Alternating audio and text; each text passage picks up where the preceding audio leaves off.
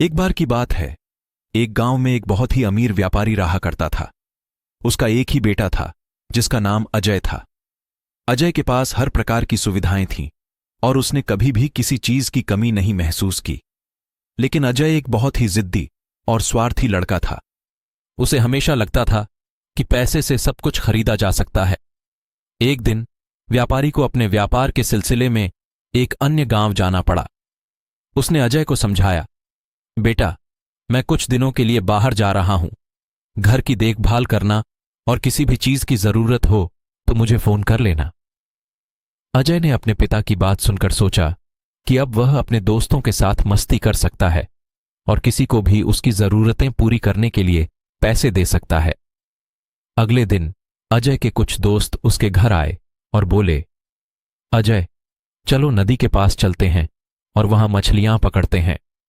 अजय ने सोचा कि यह अच्छा विचार है और वह उनके साथ चल पड़ा। नदी के किनारे पहुंचने पर अजय ने देखा कि एक बूढ़ा मछुआरा मछलियां पकड़ रहा है। अजय ने मछुआरे से कहा, मुझे तुम्हारी सारी मछलियां बेच दो, मैं तुम्हें इसके बदले ढेर सारे पैसे दूंगा। मछुआरे ने अजय की ओर देखा और कहा, बेटा, पैसे से सब कुछ नहीं खरीदा जा सकता।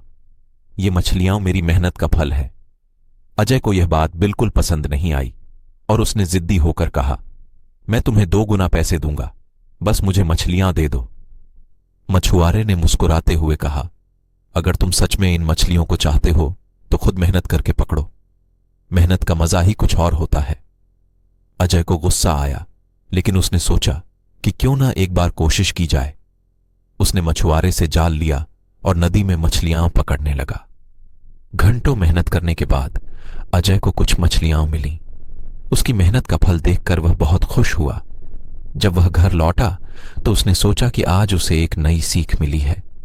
पैसे से सब कुछ खरीदा नहीं जा सकता, मेहनत का अपना महत्व है। अगले दिन जब उसके पिता घर लौटे तो अजय ने उन्हें सारी बात बताई। उसके पिता ने गर्व से कहा, बेटा, तुमने आज एक बहुत महत्वपूर्ण सीख हासिल की है।